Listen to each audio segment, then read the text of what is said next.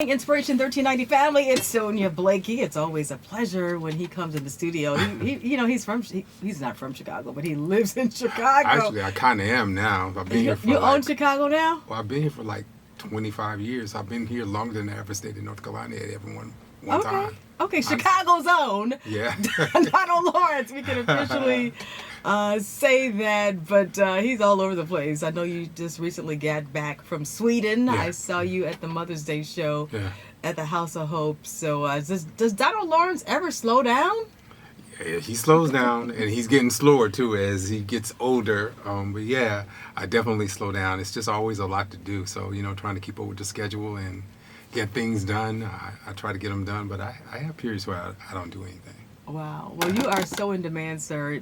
As the song that you wrote, The Gift. Your gift looks good on you. Your Thank many you. gifts look good on you. So the songs that you write about, I think you live those songs. I think so. I think I can write them from a lived experience.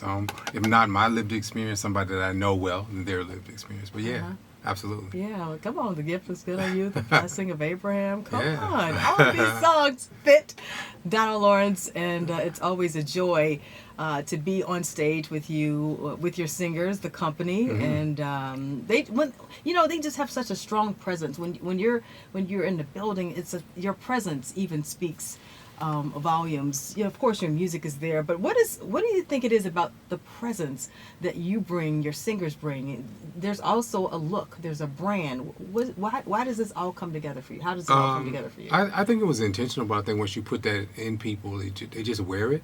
I think the people that I love prior to me becoming an artist, they had presence, like the Hawkins. They just had such a sophisticated, beautiful presence on stage. Andre Crouch and the Whitfield Company, and I also was big, huge Luther fan, and his team very much had a certain presence.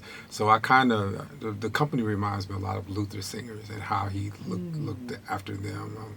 So yeah, I think presence is important too. I think that I love the idea that you can sing the way you can sing, but you can also be sophisticated. Yeah. So I really push that a lot. I think image is everything, and aesthetics and how you carry yourself is very important. So I've instilled that a lot. Yeah. Now, Lawrence, and of course, we've seen you even bring it to Broadway because I mean, you're a stage guy. He says I'm you really love a stage music, guy first, but you're really yeah. a stage guy. I'm really a stage guy first. Yeah, I'm really a theater person first. I just did, I just kind of fell into records and ended up doing music and in the record business. But I'm a huge theater guy. I still love that to this day. Yeah. So. Yeah, well, keep that part going, Donald Lawrence. Yeah, you know what? I'm kind of, I can say, teetering with it more now than ever. Yeah. That's good, and excited about what you've been doing, internationally, and you wanted to carry on the legacy of Walter Hawkins, Edwin Hawkins, the Edwin Hawkins, I should say, Music and Arts Global Conference and recording, and you did something great in London in 2023. You did something great in London in 2023, and now we get a chance to hear that music that came from that huge event. Words. And so tell us about that connection you with Edwin Hawkins and why you decided to continue that legacy. Well, Edwin became a great friend. I didn't start with the Music and Arts Seminar. That's really what we're talking about, his event, Music and Arts Seminar, which was a conference. I think he started in 1979 in San Francisco. Okay. And I was a latecomer. I kind of came in the late 90s, so I wasn't with the early crew when he did it. But when I came, he asked me if I would stick around, and I did. And we just became really, really good friends, really close. And as time was getting later, he came to me and he said, I really would love for you to take on chair of this event. And I was like, man, I don't really do conferences or things like it was like, I think you would be really good. So as he kept talking to me about it, but then when he got really sick, he didn't send for me. He asked me to come in and sit with him. So I went to sit with him really the Thursday before he passed away. And he just made me look him in the face and said, Donald, promise me you will move music and arts forward. And so I promised him that I would. So I took a minute to figure out what I would do with it, because it really wasn't anything I ever wanted to do, was have a conference or anything like it. So after thinking about it, I thought it would be fresh to relaunch it in Europe. So I kind of did my homework and just grabbed a suitcase and went by myself and trekked around Europe, got to know choir members and choir leaders and did master classes and told them what I was planning on doing in the future. And man, we became just great friends. And when I decided to finally launch in London, all of them came to London. So it was about maybe 700 people in the choir, but they were from all over. They weren't from just the UK. They were from Spain, from Northern Europe, like Latvia, from France, from Ireland, from Norway, from Sweden, from Switzerland. Wow. Everybody just showed up. And then some people from America, too. So it was probably about, I would say, 70% European and 30% Americans. Wow. And the sound is just great. Most people couldn't believe it. It was funny, the first rehearsal, when all the Americans came and we went through the first song in the first rehearsal, and they heard the sound. They just looked at me and said, "I can't believe you got these people singing like Tri-City." They were in shock, Right. So I was like, "No, it's great singers in Europe," and I've connected with them. They understand my approach to music, and it's been great, and I'm proud of them. And man, this last session we had, the choir sounds so good. I just kept celebrating. I was like, "Man, y'all sound so incredible." So it's been really, really fun doing it, but also I've just met some great friends that I know will be friends for a lifetime. Yeah. Donald Lawrence, it's amazing the respect that the genre of gospel music gets in other countries. You know, we do it here in America, but it seems like there's a different type of love, I would say. Yeah. It is, because I think they understand the art form of it. I think we take it for granted here that, you do gospel, you just get up and you just do it. But if you do opera, you got this pedigree around you. But it's a pedigree that comes with gospel. We didn't just learn how to do this. Some of us been working on this since we were kids. Yeah. Just like Michael Jackson or Beyonce, they started as kids to become as good as they are. We're as good as we are because we've been doing this forever. And I tell anybody, like, I think that the Black Gospel Choir is a non-accredited conservatory of music, and it's given us the greatest entertainers in the world, and I think that's factual when you start looking at the greats and where they came from. They came from the choir. So it just doesn't get the credit. But I think Europeans and abroad, they understand that gospel music is spiritual, and it is. There's a religious factor that's added to it, but it's an art form too, and you have to learn how to do it. You don't just wake up and do it.